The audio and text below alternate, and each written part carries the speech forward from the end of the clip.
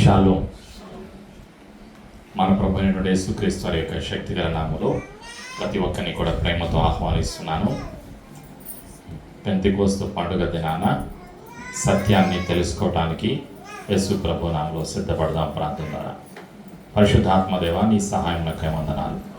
సర్వసత్యంలోకి నడిపిస్తున్నందుకు తండ్రి, ప్రేమను పొందుకోవటానికి, కృప నుండి కృపలో మేము వర్ధిల్లటానికి, పరిశుద్ధాత్ముడా నీ వరాలతో వర్ధిల్లటానికి, ఆత్మలో ఫలించటానికి, ఆశీర్వాదకరంగా జీవించడానికి మా జీవితాలను సిద్ధపరుస్తున్నందుకు, పెంతెకోస్తు దిన ఆశీర్వాదాన్ని అనుభవించడానికి, పెంతెకోస్తు అనుభవంలో జీవించడానికి నడిపిస్తున్నందుకు కృతజ్ఞతలు తెలియజేస్తూ, ప్రతి ఆటంకాన్ని, బంధకాన్ని, చీకటి అధికారాన్ని యేసునామంలో తీసివేస్తూ, యేసు రక్తంలో ముద్రిస్తూ, సత్యమును గ్రహించడానికి, విశ్వసించడానికి, అనుసరించడానికి సహాయం దయచేస్తున్నందుకు కృతజ్ఞతలు తెలియజేస్తూ యేసు ప్రభు నామములో సిద్ధపడుచున్నాము తండ్రి, ఆమేన్.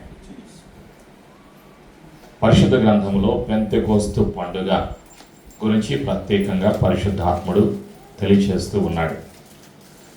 ప్రభు అయినటువంటి యేసుక్రీస్తు వారు భూలోకములో నివసించినటువంటి కాలములో ప్రభు అయినటువంటి యేసుక్రీస్తు వారు మరణించబోయేటువంటి ముందుగానే తన శిష్యులను పిలిచి చెప్పినటువంటి వాగ్దానం.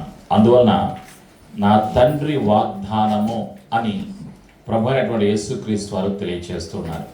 పరిశుద్ధాత్ముడు ఎవరు అంటే, పరిశుద్ధాత్ముడు దేవుడు. పరిశుద్ధాత్ముడు తండ్రి వాగ్దానము. లూకాసు సువార్త 24వ అధ్యాయము 48-49 వచనాలు చదువుతున్నాను. Gospel of Luke chapter 24 versus 48 and 49. ఈ సంగతులకు మీరే సాక్షులు. ఇదిగో నా తండ్రి వాగ్దానము చేసినది మీ మీదకి పంపుచున్నాను. మీరు పైనుండి శక్తి పొందు వరకు పట్టణములో నిలిచిండుడని వారితో చెప్పాను. ఎవరితో మాట్లాడుతున్నారు?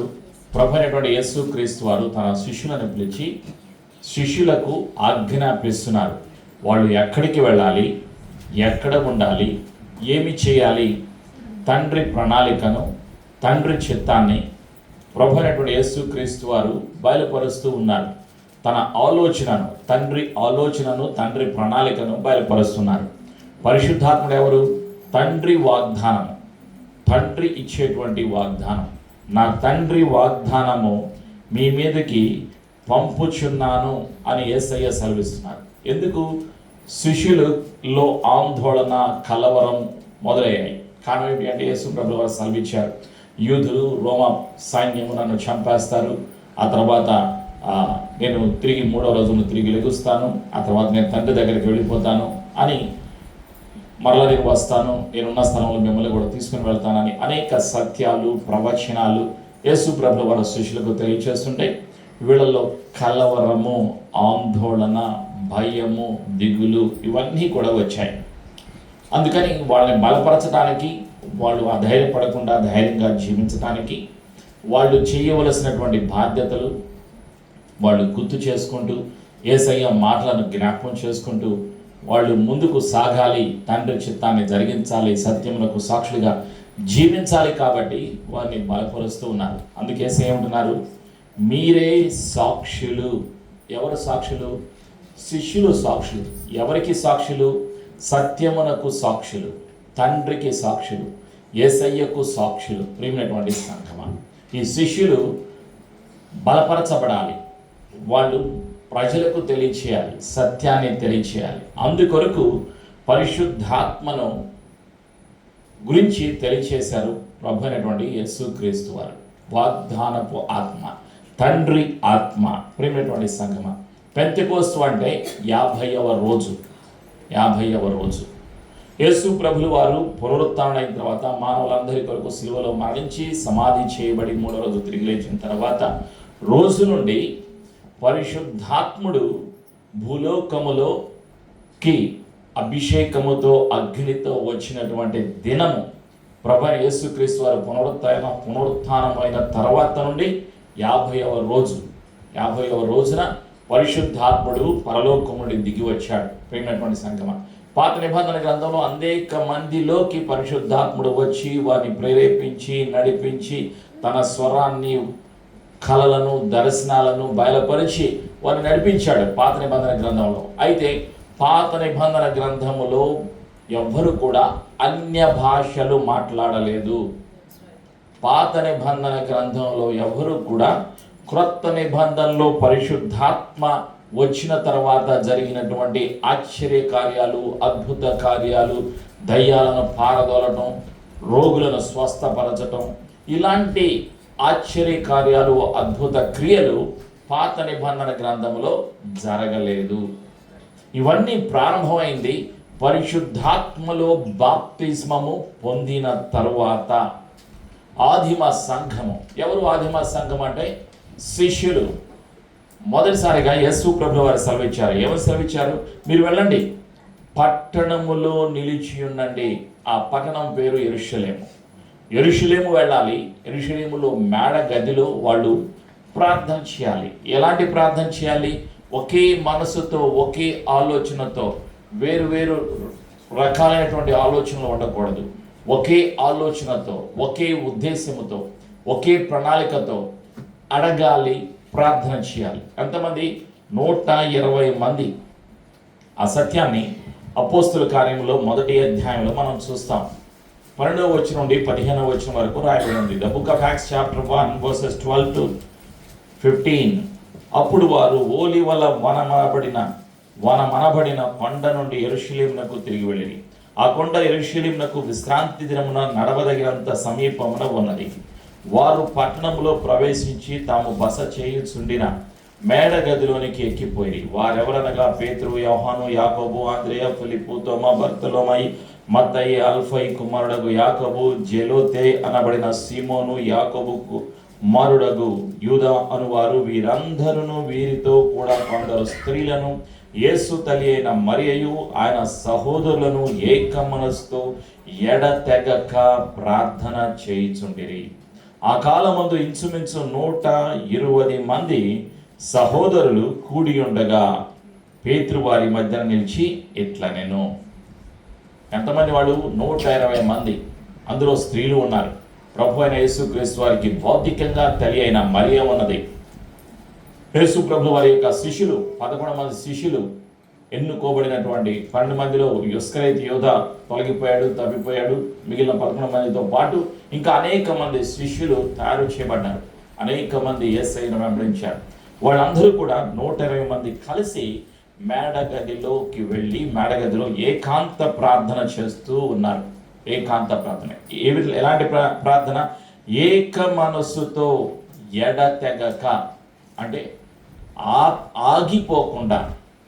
వాళ్ళ ప్రార్థనలో ఆటంకాలు లేవు, ఆగిపోలేదు. ఆ ప్రార్థన కొనసాగుతూనే ఉంది. ఎంతవరకు? పైనుండి శక్తిని పొందుకునేంత వరకు వాళ్ళు ప్రార్థన చేస్తూనే ఉన్నారు. ఆ సత్యాన్ని పరిశుద్ధాత్ముడు తెలియజేస్తున్నాడు.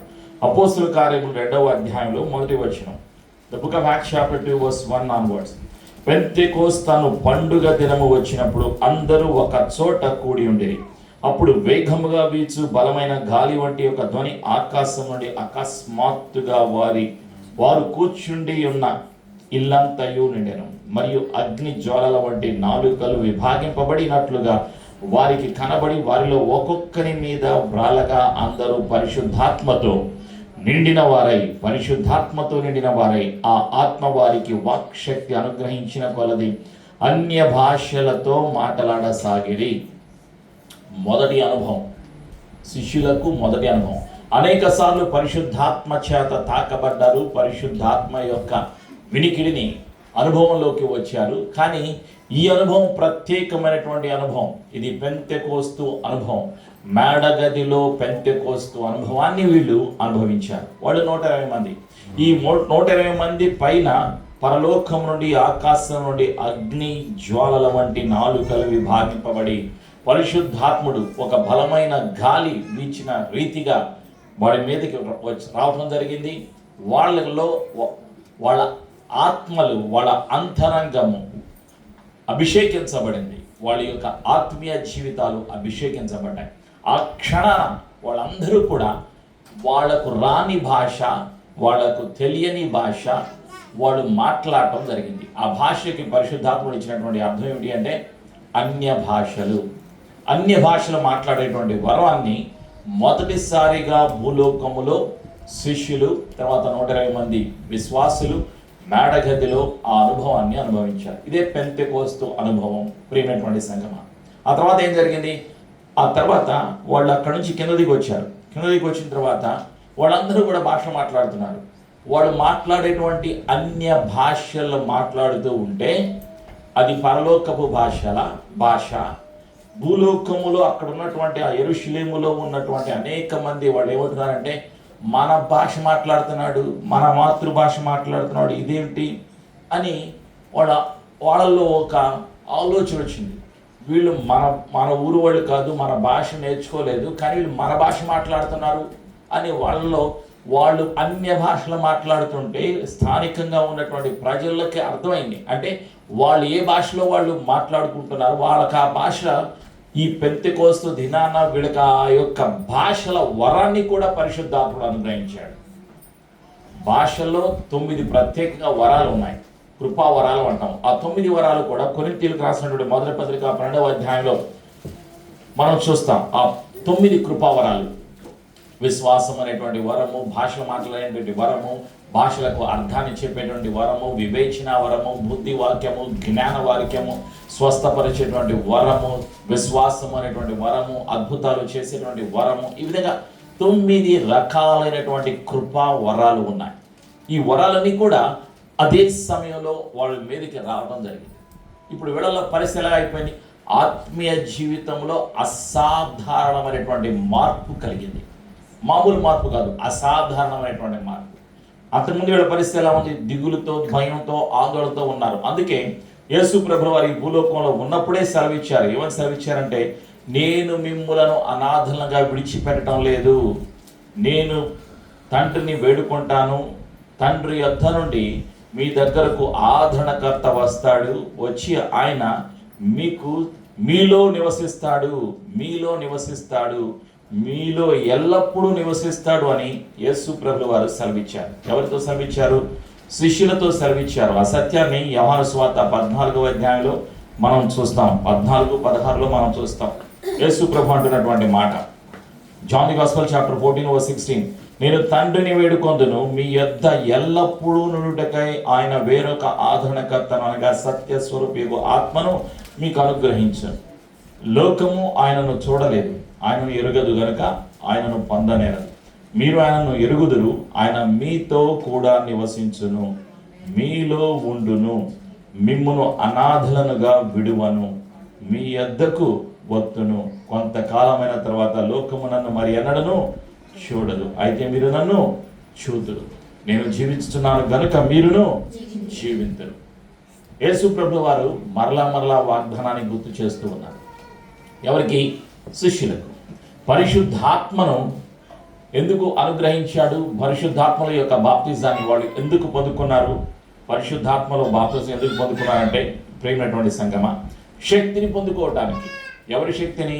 పరిశుద్ధాత్మలో ఉన్నటువంటి శక్తిని పొందుకోవటానికి వాళ్ళు ఈ యొక్క ప్రత్యేకమైనటువంటి అభిషేకాన్ని, పెంతెకోస్తు అనుభవంలోకి వాళ్ళు వచ్చారు. అపోస్తలుల కార్యంలో 1వ అధ్యాయంలో 8వ వచనం, the book of acts chapter 1:8, అయినను పరిశుద్ధాత్మ మీ మీదకి వచ్చినప్పుడు మీరు శక్తి నొందెదరు గనుక మీరు యెరూషలేములోను యూదయ సమరయ దేశముల యందంతటను భూదిగంతముల వరకు నాకు సాక్షులైందురని వారితో చెప్పాను. యేసయ్య చెప్పారు, మీరు శక్తిని పొందుకుంటారు. పరిశుద్ధాత్మ మీలోకి రావటం వల్ల ఏం కలుగుతుంది? శక్తిని పొందుకుంటారు. అందుకే శక్తిని పొందుకోవాలి. కాబట్టి ఈ లోకంలో ఉన్నటన్నిటికన్నా విలువైనది, శక్తివంతమైనది పరిశుద్ధాత్మలో ఉన్నటువంటి శక్తి. ఈ లోకంలో ఉన్న అన్నీ కూడా అంతమైపోతాయి. అంతము లేనిది తండ్రి ప్రేమ, అంతము లేనిది యేసయ్య కృప, అంతము లేనిది పరిశుద్ధాత్మలో ఉన్నటువంటి శక్తి. పరిశుద్ధాత్మ మీ మీదకి వచ్చినప్పుడు మీరు శక్తిని పొందెదరు, మీరు శక్తిని పొందుకుంటారు. ఇది దేవుని యొక్క చిత్తం, దేవుని యొక్క ప్రణాళిక. ప్రతి విశ్వాసి శక్తిని పొందాలి. ఎవరిలో ఉన్నటువంటి శక్తిని? పరిశుద్ధాత్మలో ఉన్నటువంటి శక్తిని పొందాలి.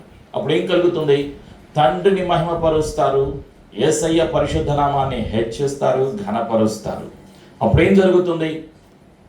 పేతురు కిందకి దిగి వచ్చిన తర్వాత ఏం చేశాడు? సత్యాన్ని వివరించడం ప్రారంభించాడు. సత్యాన్ని వివరించడం ప్రారంభించిన తర్వాత పరలోకంకి మార్గాన్ని యేసు ప్రభువు వారు ఏ విధంగా చూపించారో, ఏ విధంగా శిలువలో మరణించి సమాధి చేయబడి తిరిగి లేచారో సాక్ష్యం చెప్తూ ఉన్నారు పేతురు గారు సాక్ష్యం చెప్పిన వెంటనే ఏం జరిగింది? 3,000 మంది అన్యులు రక్షణ పొందుకున్నారు. అపోస్తుల కార్యంలో 2వ అధ్యాయం 41వ వచనంలో ఆ సత్యాన్ని చూస్తాం. పరిశుద్ధాత్మ అభిషేకం ద్వారా ఏం జరుగుతుంది? అనేక మంది రక్షణలోకి వస్తారు. అపోస్తుల కార్యంలో 2:41, యాక్ట్స్ చాప్టర్ 2:41. కాబట్టి అతని వాక్యము అంగీకరించిన వారు బాప్తిజమము పొందిరి. ఆ దినమందు ఇంచుమించు 3,000 మంది చేర్చబడిరి. బాప్తిజం పొందుకున్నారు, 3,000 మంది చేర్చబడ్డారు, రక్షణలోకి వచ్చారు. ప్రియమైనటువంటి సంగమా, పేతురు ఒక ప్రసంగం చేస్తే 3,000 మంది వచ్చారు ఒక రోజు ఒక స్థలంలో. ఇంకా తర్వాత 1,000 మంది వచ్చారు. కొన్ని సత్యాలే మనకి వివరించబడి ఉన్నాయి, రాయబడి ఉన్నాయి.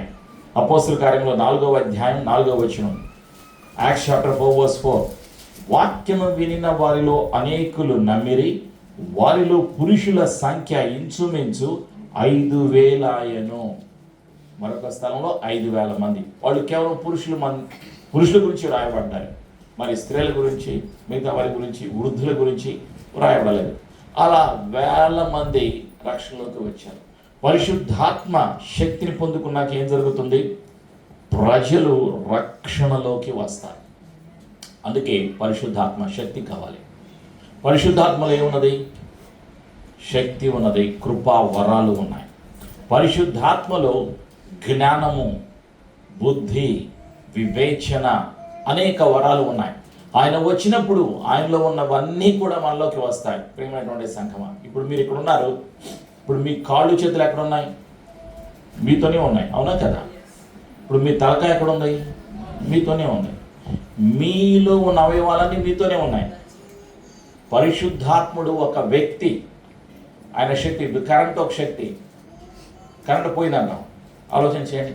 పరిశుద్ధాత్ముడు ఒక వ్యక్తి. ఆయన వచ్చినప్పుడు ఆయనలో ఉన్నటువంటి చేతులు, ఆయనలో ఉన్నటువంటి మనస్సు, ఆయనలో ఉన్నటువంటి హృదయము, ఆయనలో ఉన్నటువంటి ఆలోచన, ఆయనలో ఉన్నటువంటి ప్రతి అవయవం కూడా కదిలించబడుతుంది. ఎవరిలో? విశ్వాసి యొక్క జీవితంలో. ఆయన కదిలిస్తాడు, కదిలింపజేస్తాడు, ఆయన నడిపింపజేస్తాడు, సర్వసత్యములోకి నడిపిస్తాడు. అదే సత్యాన్ని యేసు ప్రభువు వారు సెలవిస్తూ ఉన్నారు. ఏమంటున్నారంటే, యేసు ప్రభువు వారు యోహాను సువార్తలో 16వ అధ్యాయంలో 8వ యోహాను సువార్తలో ఆ సత్యాన్ని మనం చూస్తాం. యేసు ప్రభువు వారు సెలవిస్తున్నటువంటి సత్యం 16వ అధ్యాయం 13వ వచనం. అయితే ఆయన అనగా సత్యస్వరూపి అయిన ఆత్మ వచ్చినప్పుడు మిమ్మల్ని సర్వసత్యంలోనికి నడిపించును. ఆయన తనంతట తానే ఏమీ బోధింపక వేటిని వినో వాటిని బోధించి సంభవింపబో సంగతులను మీకు తెలియచేయను. ఆయన నా వాటిలోనికి తీసుకొని మీకు తెలియజేయను గనుక నన్ను మహిమపరచును. పరిశుద్ధాత్మ ఏం చేస్తాడు? తండ్రిని మహిమపరుస్తారు, యేసయ్యను మహిమపరుస్తాడు. ఆయన ఏం చేస్తాడు? సత్యములోకి నడిపిస్తాడు, సంభవింపబో సంగతులను బోధిస్తాడు, తెలియచేస్తాడు. ప్రేమైనటువంటి సంగమం. కాబట్టి పరిశుద్ధాత్ముడి యొక్క అవసరం ఉన్నది ఎవరికి? విశ్వాసులకు. ఈ లోకంలో ఉన్న వారికి కాదు. ఎవరి కొరకు? లోకము ఎరుగదు, ఆయనను చూడదు. మరి మీరు విశ్వాసులు ఏ విధంగా మారిపోవాలి? శిష్యులుగా మార్చివేయబడాలి. ఎవరి ద్వారా? పరిశుద్ధాత్ముడి ద్వారా. పరిశుద్ధాత్ముడు ఏం చేస్తాడు? శిష్యుల లాగా మనల్ని మార్చివేస్తాడు. యేసయ్యకు శిష్యులుగా మార్చివేస్తాడు. బలాన్ని అనుగ్రహిస్తాడు, ఆత్మలో బలవంతులుగా చేస్తాడు, అభిషేకములో బలవంతులుగా చేస్తాడు. ఆయన రాజ్యాన్ని, పరలోక రాజ్యాన్ని భూలోకములో కట్టబడటానికి ఒక సాధనముగా నిలబెడతాడు. పరిశుద్ధాత్ముడు ఏం చేస్తాడు? సంఘమును సిద్ధపరుస్తాడు, యేసయ్య రాకడకు సిద్ధపరుస్తాడు. అద్భుతాలు, స్వస్థతలు ఆయన చేస్తాడు. మనలోకి వచ్చి ఆయన చేస్తాడు. ఆయన మన శరీరాన్ని, మన ఆలోచనని, మన యొక్క జీవితాన్ని ఒక పాత్రగా ఆయన వాడుకుంటాడు. అందుకొరకు ఈ యొక్క పరిశుద్ధాత్మ అనుభవంలోకి మనం రావాలి అని పరిశుద్ధాత్ముడు తెలియచేస్తున్నాడు. సంఘ స్థాపన జరుగుతుంది. ఎవరి ద్వారా? పరిశుద్ధాత్మ ద్వారా జరుగుతుంది. సంఘాలు విస్తరించబడతాయి, అన్యుల ఆత్మీయ నేత్రాలు తెరవబడతాయి. అంధకారంలో ఉన్నటువంటి వారు యేసయ్యలో ఉన్న వెలుగులోకి నడిపించబడతారు. చీకట్లో ఉన్న వారు వెలుగులోకి నడిపించబడతారు. పరిశుద్ధాత్మ ద్వారా, శక్తి ద్వారా సువార్తను ప్రకటించటానికి, యేసయ్య ప్రేమను ప్రకటించటానికి, యేసయ్యకు సాక్షులుగా జీవించడానికి పరిశుద్ధాత్మలో ఉన్న అభిషేకము అవసరమై ఉన్నది అని పరిశుద్ధాత్ముడు మనకి హెచ్చరిస్తూ ఉన్నాడు. ప్రియమైనటువంటి సంఘమా, ఆదిమ సంఘము పరిశుద్ధాత్మ అనుభవంలోకి వచ్చింది. పెంతెకోస్తు అనుభవంలోకి వచ్చింది. ఆ అనుభవంలోకి వచ్చిన తర్వాత వారి మనస్సులు మారిపోయాయి, వారి జీవితాలు మారిపోయాయి, వారిలో ఉన్న పిరికితనం పోయింది, అనుమానాలు పోయాయి. అనేక మంది ప్రకటన గ్రంథం రాసినటువంటి యేసయ్య ప్రేమైనటువంటి శిష్యుడు యోహాను తప్ప అందరూ కూడా హతసాక్షులు అయిపోయారు. యోహాను ఒక్కడే సజీవ మరణాన్ని వృద్ధాప్యంలో అనుభవించాడు. ప్రేమైనటువంటి సంఘమా, హతసాక్షులు అయిపోయారు. మిగిలిన వాళ్ళందరూ కూడా చంపబడ్డారు. అనేక రకాలుగా హింసించబడ్డారు. దేవుని కొరకు, యేసయ్య కొరకు వాళ్ళు హింసలను అనుభవించారు కాబట్టి దేవుని యొక్క మహిమను చూశారు, దేవుని యొక్క శక్తిని అనుభవించారు. వాళ్ళు ఆ యొక్క పెంతెకోస్తు అనుభవంతో వాక్యాన్ని ధైర్యముగా వాళ్ళు చెప్పగలిగారు. పరలోకపు జ్ఞానముతో, పరిశుద్ధాత్మ అనుగ్రహించిన జ్ఞానముతో వాక్యాన్ని వాళ్ళు ధైర్యంగా చెప్పగలిగారు. వాక్యాన్ని ధైర్యంగా చెప్పడానికి మనకి అవసరమై ఉంది. బుద్ధి కాదు, చదువు కాదు, జ్ఞానం కాదు, భాష కాదు, ఈ స్థానిక భాష కాదు, ఏమి కాదు. పరిశుద్ధాత్మలో ఉన్న శక్తి అవసరమైంది. ఆ పరిశుద్ధాత్మలో ఉన్న శక్తి మనలోకి వచ్చినప్పుడు మన ఆలోచనలు మారిపోతాయి. మనకి దేవుని యొక్క జ్ఞానం పొందుకుంటాం. పై నుండి వచ్చేటువంటి పవిత్రమైన పరలోకపు జ్ఞానాన్ని పొందుకుంటాం. ఆ పరలోకపు జ్ఞానము ద్వారా క్రీస్తు కొరకు బలవంతులుగా జీవించగలుగుతాం. పాపం మీద జయాన్ని కలిగి జీవించగలుగుతాం. సాతాను యొక్క క్రియలపైన జయము కలిగి జీవించగలుగుతాం. బలమైన సాధనాలుగా మనం వాడబడతాం. అందుకొరకు పరిశుద్ధాత్మ మనకు అవసరమై ఉన్నది. పరిశుద్ధాత్మ యొక్క ఆవశ్యకత ఎంతో ఉన్నది. పరిశుద్ధాత్మ మన జీవితాల్లో ఒక ప్రథమ స్థానం మనం ఇవ్వవలసిన వారమై ఉన్నాం. చూడండి, పిల్లలకి ప్రథమ స్థానం ఇస్తాం, వారి చదువులకు ప్రథమ స్థానం ఇస్తాం, పనులకు, ఉద్యోగాలకు ప్రథమ స్థానం ఇస్తాం, మిగతా వాటన్నిటికీ ప్రథమ స్థానం ఇస్తూ ఉంటాం.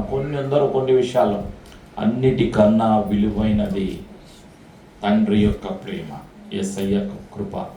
తండ్రి ప్రేమను పొందుకోవటానికి, యేసయ్య కృపలో వర్ధిల్లటానికి, కృప నుండి కృపలో ఎదగటానికి, జ్ఞానమునందును కృపయందును మనం వర్ధిల్లటానికి, మనము జీవించటానికి జీవాత్మ పరిశుద్ధాత్మను మనం కలిగి ఉండాలి.